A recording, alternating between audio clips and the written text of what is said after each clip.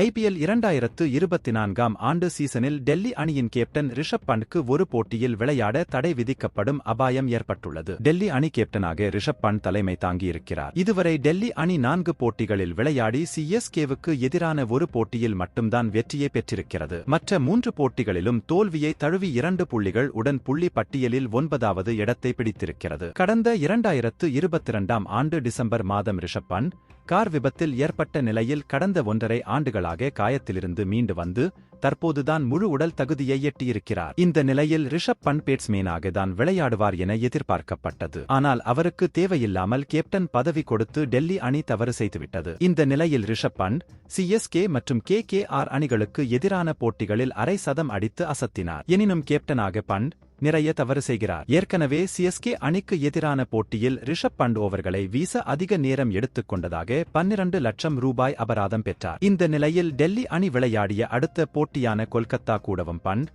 அதை தவறை மீண்டும் செய்திருக்கிறார். குறிப்பிடப்பட்ட நேரத்தை விட ஓவர்களை வீச அதிக நேரம் எடுத்துக்கொண்டதால் இம்முறை ரிஷப் பண்ட்க்கு 24 லட்சம் ரூபாய் அபராதம் விதிக்கப்பட்டிருக்கிறது. இதுபோன்று டெல்லி அணியின் மற்ற வீரர்களுக்கு போட்டி ஊதியத்தில் இருந்து 25% அபராதம் விதிக்கப்பட்டுள்ளது. இந்த நிலையில் ஒரு சீசனில் 3 முறை ஓவர்களை வீச அதிக நேரம் எடுத்துக்கொண்டால் கேப்டனுக்கு 30 லட்சம் ரூபாய் அபராதமும் ஒரு போட்டியில் விளையாட தடையும் விதிக்கப்படும். இந்த நிலையில் ரிஷப் பண்ட் தற்போது 2 முறை சிக்கிவிட்டார். தற்போது 3வது முறையும் இதே புகாரில் சிக்கினால் அவருக்கு தடை விதிக்கப்படுவது உறுதியாகிவிடும். இதனால் டெல்லி அணி மிகவும் ஒரு மோசமான கட்டத்தில் சிக்கியிருக்கிறது. இந்த சூழலில் மீண்டும் டேவிட் வார்னருக்கு கேப்டன் பதவி கொடுக்கப்படலாம் என்ற செய்திகள் வெளியாகி உள்ளது. கொல்கத்தா அணிக்கு எதிரான போட்டியில் டெல்லி அணி பந்துவீச்சில் 272 ரன்கள் விட்டுக் கொடுத்தது என்பது குறிப்பிடத்தக்கது. நன்றி, வணக்கம்.